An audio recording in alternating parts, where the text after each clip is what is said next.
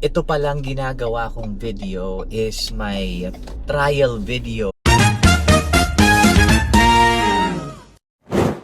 Good morning! It's Sunday morning today and we have several activities to do. Samahan nyo, I'll do the gym and I'll do the badminton and later mag-work pa ako mamayang gabi.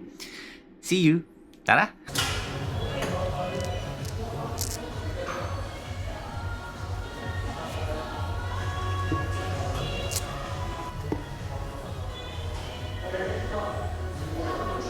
Here na ako sa gym.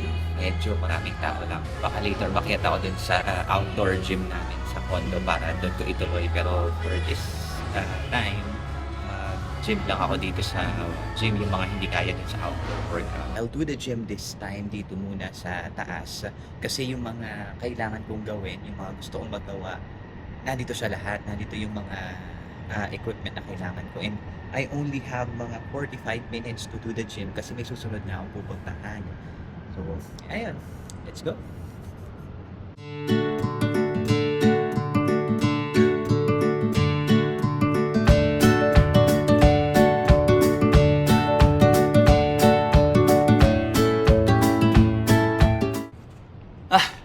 Di siya ganun kadali.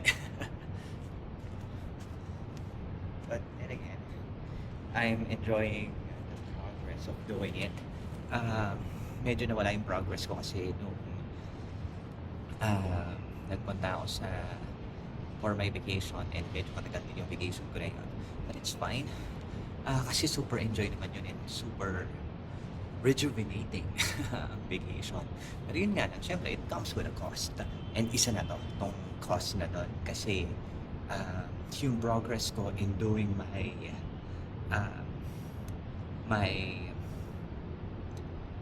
training for handstand, hindi ko na siya ganun magawa and kailangan kong bumalik ulit sa training. Kaya natin yan. Gawin lang ulit natin. Mag-dips naman tayo ngayon and tingnan natin kung makukuha na natin ulit yung progress natin sa dips.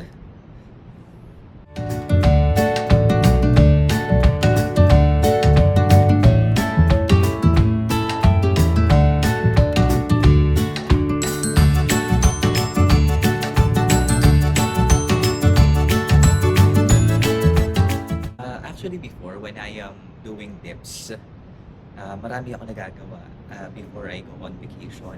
Pero ngayon, unti-unti. Kasi parang nagkaroon ako ng shoulder pain few weeks ago from my vacation. Pero hindi siya yung injury. Probably muscle spasm. Siguro pag natutulog ka, hindi maayos. Kasi parang before ako umalis, ang sakit talaga niya. Hindi naman masakit na iniinda ko talaga siya. Pero I know na hindi ko magagawa yung mga usual ko na mga activities sa pag-workout kasi nga meron ako nararamdaman. And then, pinahinga ko lang talaga siya. Siguro mga 1 to 2 weeks ang pahinga. And nawala rin naman siya. Okay din naman siya. Muscle spasm lang talaga siya. Or siguro yung pagkakahiga ko, mali o masyadong matagal yung pagkakahiga na yun.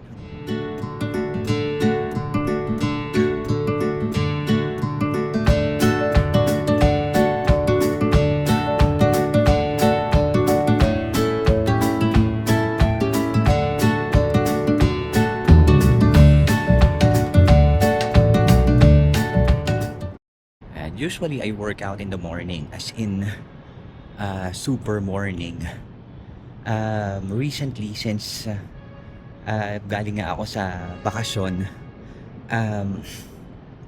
tinatry ko pang ibalik yung ganong klaseng routine ko. Pero hindi na super morning kasi medyo mahirap din siya.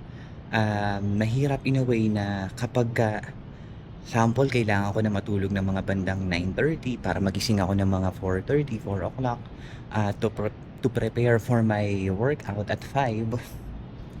Minsan may mga trabaho ako na kinakailangan kong gising ako hanggang 12, mga ganyan. And kapagka nangyayari yun, nahihirapan yung body ko na mag-adapt, mag-adapt ulit dun sa routine. Parang nahihirapan siya kinabukasan. I don't feel good, mga ganyan. Kaya yung routine na yun, medyo binago ko siya to do um, 12 midnight, makatulog na ako. Before 12 or medyo past 12 doon na ako makakatulog para magigising ako ng mga 6 or 7 a.m. in the morning. And yung 6 and 7 a.m. in the morning na yun, usually, nakakapag-workout na rin naman ako ng maayos-ayos noon. And then, pwede na rin naman akong dumiretso dun sa kung ano man yung mga kailangan kong gawin for the day. So, kaya yon. Kaya, it's still an adjustment for me. May mga kailangan kong gawing adjustment. Pero talagang nakita ko na it's hard to sustain it in my work. Kasi yung work ko is hindi siya routinary. Nag-iiba-iba siya.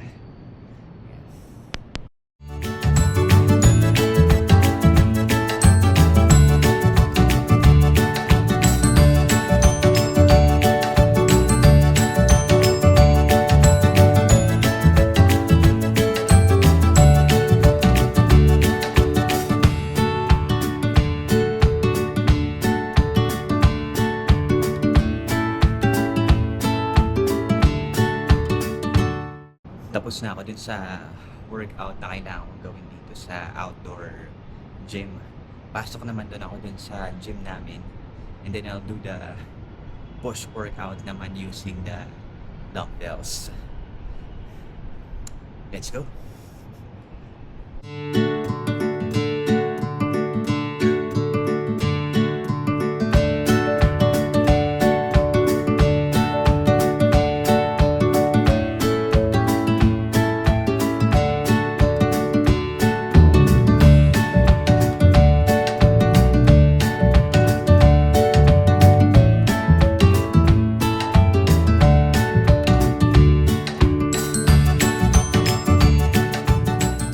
I am done now with my workout, kaya ngayon magpupunta na ako mag-aayos muna ako and then magpupunta na ako sa badminton court for my cardio. So it's Sunday morning, it's a slow paced day, kaya marami tayong magagawa and makakapag-work pa tayo mamayang gabi. So tara, punta tayo sa badminton court. We are now on our way to the badminton court.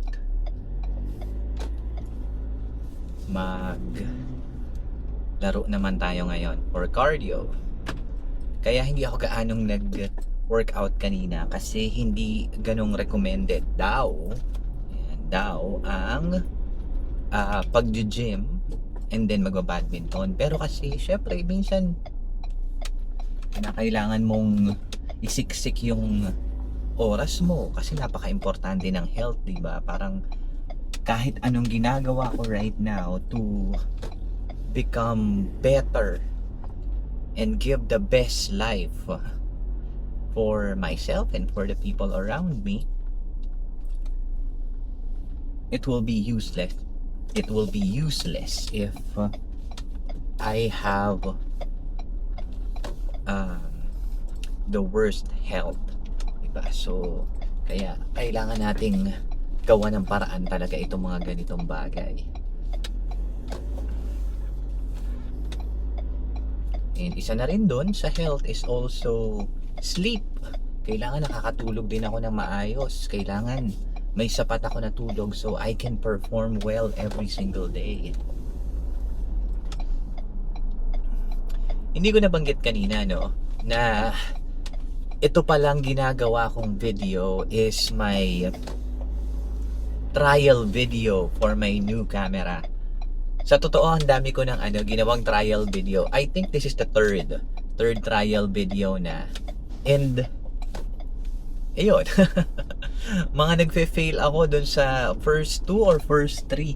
Pang 4th na ata ito. Pang 4th na itong trial video. It's either nagkakamali ako ng mga settings, nagkakamali ako ng mga dapat gawin.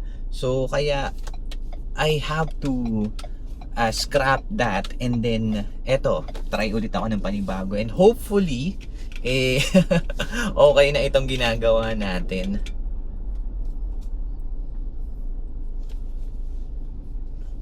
Saan tayo pinapadaan? Dadaan tayo sa San Miguel Avenue ng Pasig. I think the light is okay na, kaya tanggalin na natin to.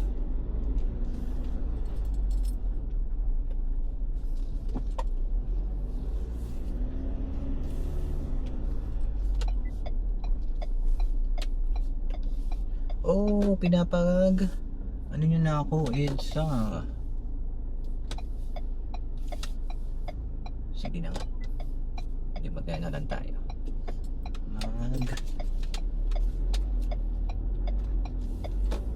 Sundan, and then yan, binalik niya ako sa San Miguel Avenue.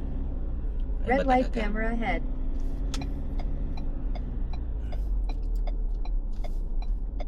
Regarding my badminton, hindi talaga ako ganong kalakas maglaro when it comes sa badminton. And ako kasi, I do it for cardio. Ayan, tamang-tama. Meron dadaan ako dito sa BPI. Mag-withdraw lang tayo. Kasi I need cash na. Sana okay yung ATM.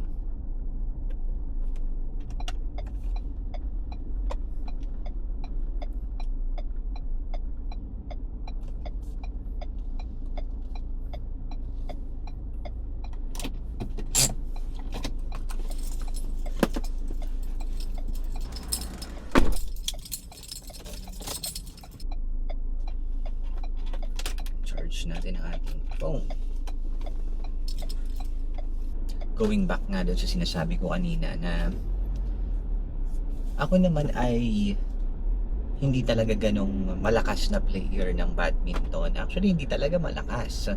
Kasi I am not doing it nung bata ako. Lately lang talaga ako na engganyo maglaro when I saw my friends na naglalaro ng badminton. Client ko ngayon, tapos nakita ko siya, sabi ko, bro, sama mo naman ako sa sa laro nyo ng badminton. And then siya very nakakatuwa nga na welcome ako ng grupo na sinamahan ko doon, isinama niya sa akin doon sa paglalaro. And after that, first game pa lang, nahook na ako doon sa game, na parang na-challenge ako na gusto ko siya matutunan, gusto kong maging makasunod. Yeah, makasunod. Hindi ko pinapangarap before na na maging professional player. Kahit hanggang ngayon naman, hindi ko rin naman pinapangarap na maging professional player. Pero gusto ko lang na nakakasunod ka, nakakalaro ka, and hindi ka mai-injure. Kasi yun ang mahirap pag na-injure ka, and which nangyari na rin naman siya sa akin, natapilok ako. Hindi during the badminton ha, habang naglalakad ako, natapilok ako. Papunta ako ng badminton nun. Papunta ako ng court. And meron kang meron kang time na kailangan mo mag-recover, and during your recovery time, marami ka ring hindi magagawa, marami ka ring trabaho na maiiwan. Kaya sabi ko, I really have to know how to do this. I tried then several training before. Nagpa-training ako sa badminton. For me, it's essential. Nandito na rin kasi ako sa ganitong hobby. And then, ginagawa ko siya regularly. Naging part na talaga siya ng lifestyle ko. Kasi doon ko ginagamit yung cardio eh. Doon ko kinukuha yung cardio na kinakailangan ko. So I can burn calories. And ang laki rin naman talaga nang naitulong niya sa akin. Kung makikita niyo yung mga previous pictures ko before, mamon, ang pisngi ko. Promise, mamon, ang pisngi ko noon. So, pao. Dito na tayo sa court.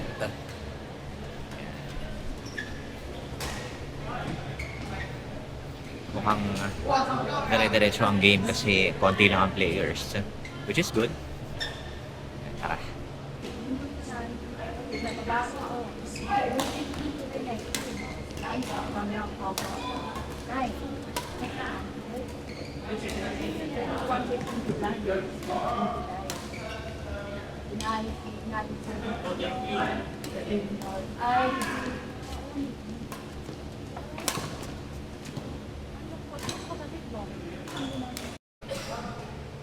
Naka one game na tayo. Wait lang ah. Ah, okay lang. Wait lang natin.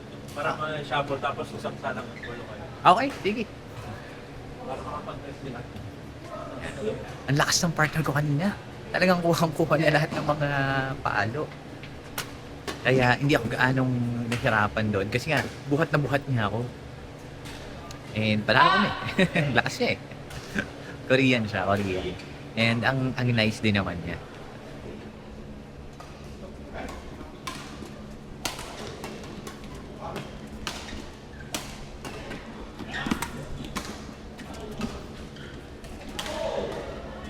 Yan, tapos na yung game natin. And grabe. Grabe yung huling game na na binigay sa akin. Actually, ikatlong game na binigay sa akin. Yung huli, okay lang din naman. Pero yung yung dulo, yung yung ikatlo, ayoko na talaga. Pagod na ako. As in, grabe yun. Anyway, ito, pauwi na ako.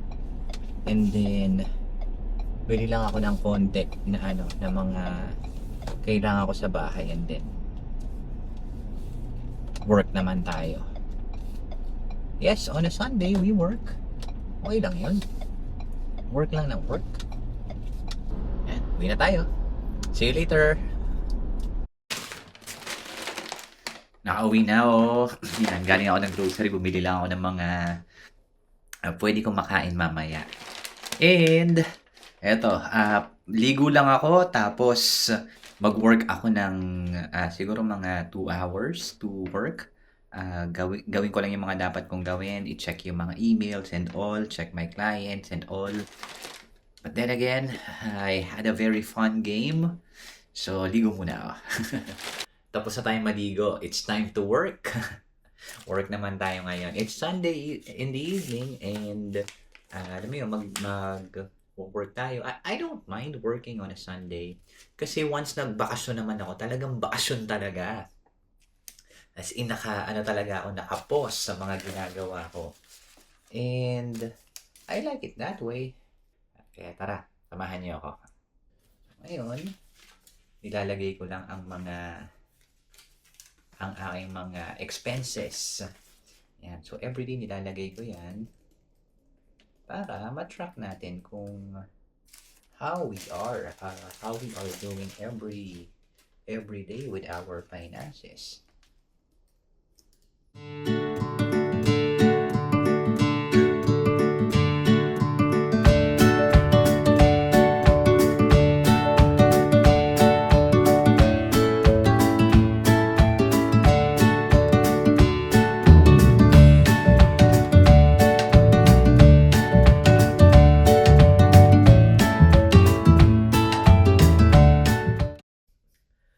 Finally, I am done with my work. And alam nyo, ang haba ng araw, no? I started my day. Well, medyo late na rin naman ako nag-start ng araw. Pero, yun, I started with workout. And then next is my cardio. And then ito naman, yung work ko naman. And it's very fulfilling kasi nagawa ko siya lahat. And hopefully, itong ginawa kong trial video para sa aking bagong camera. Kasi nga, tatlo na ang nagawa ko na content na hindi ko na upload or hindi ko na nagawa because hindi maayos yung mga videos. Merong mga videos na madilim, merong mga videos na hindi ako ganun nakikita just because hindi ko na ayos yung settings niya. So, yun. Kaya hopefully, pagka napapanood nyo na to, ibig sabihin naging maayos na siya. So, yun. So, salamat sa panonood and see you sa next video.